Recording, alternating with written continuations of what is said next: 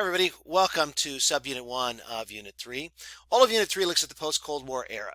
But there's sort of a difference between how we feel in the 1990s after winning the Cold War and before 9/11, when the War on Terror really launches and gets going, that we feel differently about ourselves and approach diplomacy, war, and peace perhaps with a different attitude and feeling than we do afterwards. So that's why in this thing we're going to be divided into these two subunits, even though we have the shortest time frame in the class thus far, only 30 years to look at. It still merits these two subunits.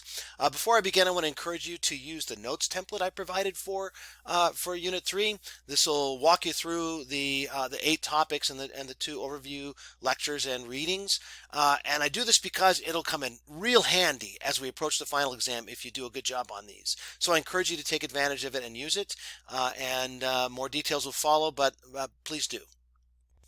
So winning the Cold War is an interesting reality for the United States, and it does provide us with a window where we feel we can do things differently. And walk through the material in this unit, you'll find that there are some approaches that we take that are decidedly different than we might have otherwise. One thing you'll hear in, for example, the recordings, the videos of Bush and of Clinton talking about what we're about to embark on is an emphasis on allies, on working through multilateral agencies. The names of the UN Secretary Generals are mentioned: Javier Pérez de Cuellar, Boutros Ghali. We're part of a whole that we kind of lead because there is no staunch opposition to us, and we try to do some things that are good.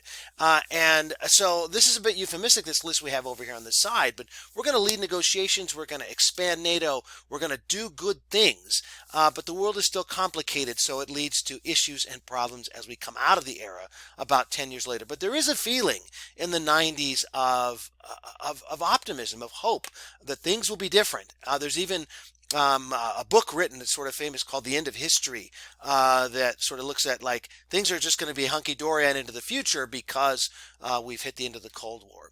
One of the things you'll find, though, is there are wars and conflicts, but there are no declarations of war. So these are the declarations of war that Congress issued from 1898, the beginning of our class, through the end of our class. That means that the last one is in 1942. And as you know very clearly, we have fought in wars since then.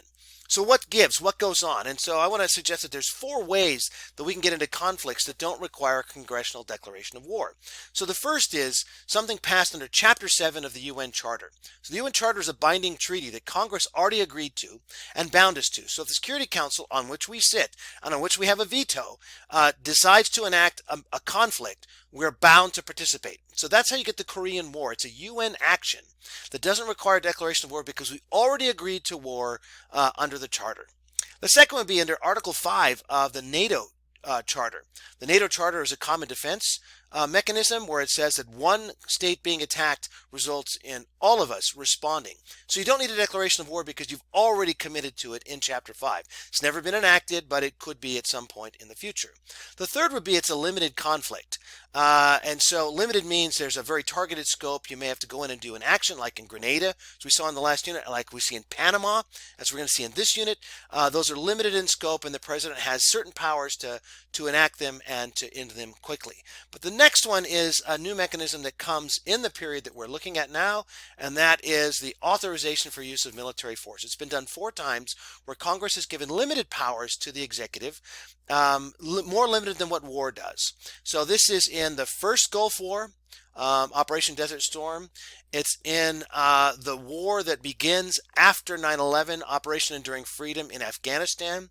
It's in Operation Iraqi Freedom in 2003 when we invade Iraq to topple Saddam, and it's done in 2013 in Syria in regards to the use of chemical weapons. Though it's never made law because they agreed to get rid of their chemical weapons, so we don't do it. So 4 times Congress has done this instead of declare war.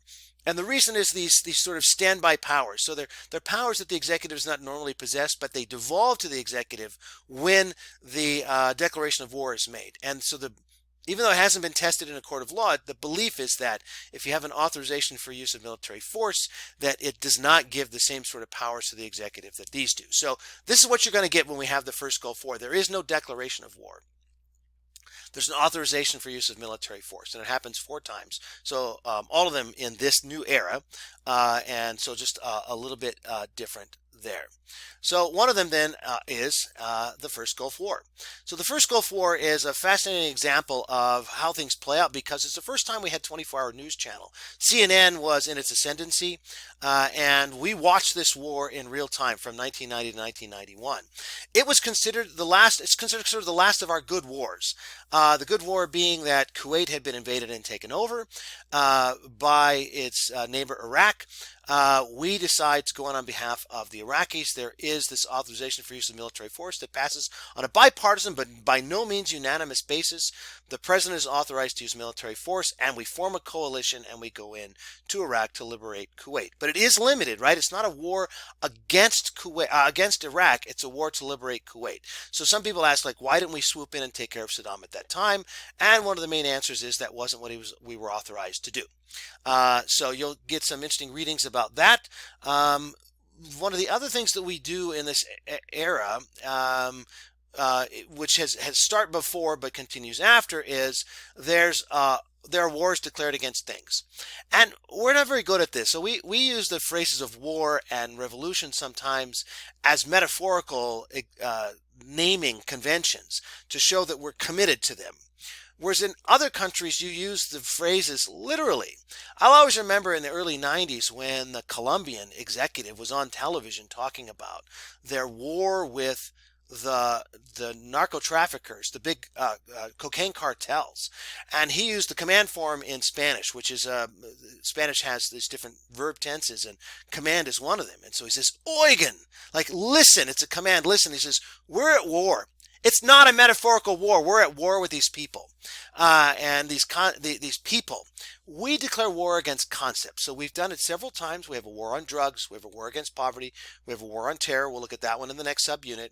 What it means, though, is that it's hard to quantify what the end is. If you have a war on drugs, how do you win the war on drugs? This little organogram at the bottom, this little chart at the bottom is from NBC in 2022.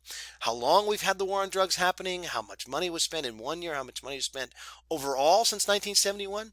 So you'll get a reading. The videos with Richard Nixon, so we're going back to the early 70s, and the first reading is original document from 1968 or 9. It's an internal White House report about what the threat is and why we have to respond. And so you'll see that the majority of it is actually about what we do abroad.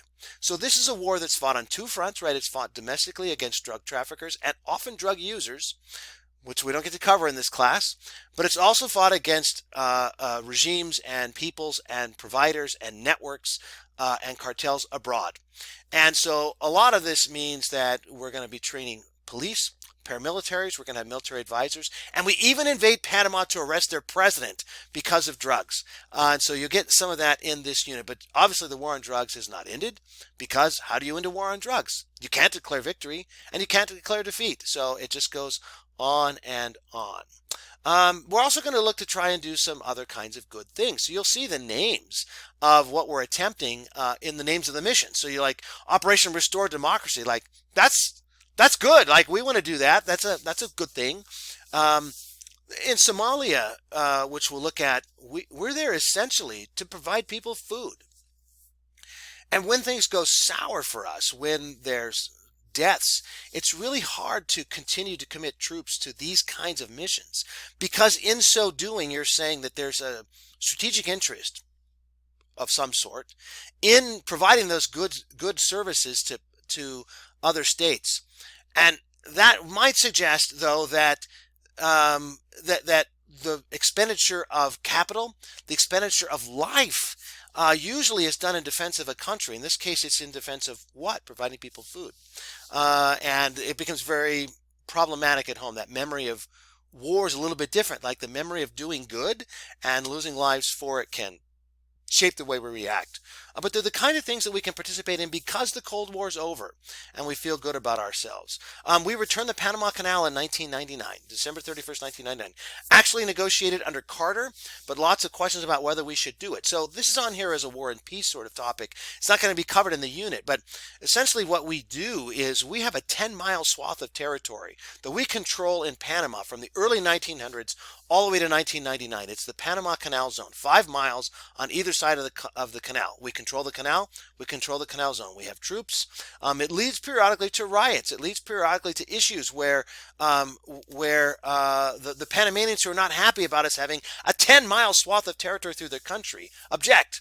It also in part leads to that invasion I mentioned in the previous slide, where we go in after Manuel Noriega, the president of Panama, both because he's a threat in the war on drugs and because there could be some threat to the canal zone. But we give it back in 1999, which is a pretty important thing. And we're really committed, as I mentioned, to multilateralism. That's where you're going to get our involvement in the United Nations in interesting ways. We also have some play in one of the most important events of in the tale of war and peace of the 20th century through the negotiation of the Good Friday Agreement and the Belfast Agreement. These are a commitment between the British and the Irish nationalist and non-nationalist forces to end their decades-long very violent conflict about whether Ireland should be unified and how Northern Ireland should interact and what the ascendancy is of nationalists versus unionists, people who side with the UK. There's a Catholic Protestant element. There's all kinds of things going on.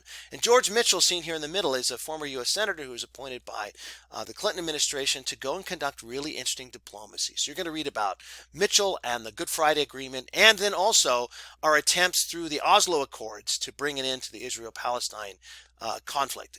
And they're pretty creative approaches in the 90s that don't really exist before or after, but are worth your time. And then I want to mention and offer you some optional readings for this unit about Philip Habib. So Philip Habib was the first U.S. diplomat ever to win the Presidential Medal of Freedom.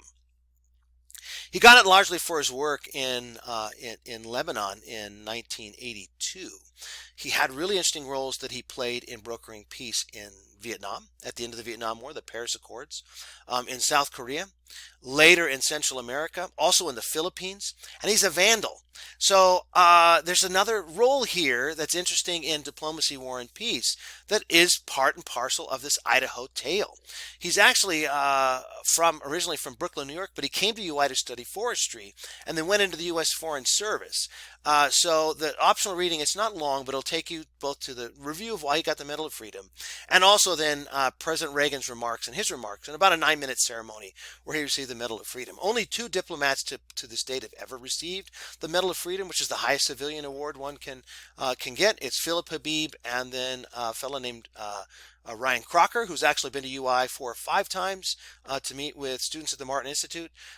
So it's just another way that I think is unique to study diplomacy, war, and peace if you're here in this class at the University of Idaho. So a little Go Vandals there for Philip Habib.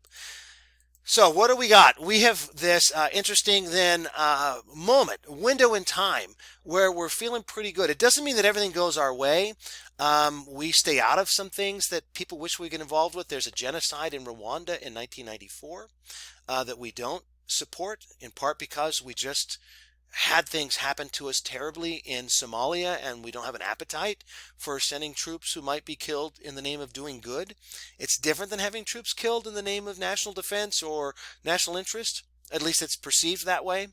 And we end up with NATO in a campaign in the former Yugoslavia that we might not have been party to if the Cold War was still active. And that's a NATO mission that is this thing that NATO might not have done also if the Cold War was still active. But you go in to protect people. In this case, you're protecting Muslims, the Kosovars, the Bosnians, at the hand of the Serbs. So you've got some stuff about that in the unit as well. Essentially, the post-Cold War era, the 1990s, is kind of exciting just from a perspective of having won. I wish we could see some things like, I don't know, the opening ceremony of the 1992 Olympics, which is kind of this moment where you can see that we won because a unified Germany comes marching in. There is no Soviet Union. In fact, there's the independent republics of Latvia, Lithuania, and Estonia, who become NATO members in the 2020s. There is a non-apartheid South Africa walk in. There are things that you look at and you say, look at, we have hope. And hope was a great thing. And I hope you capture some of that as you go through subunit 1 of unit 3.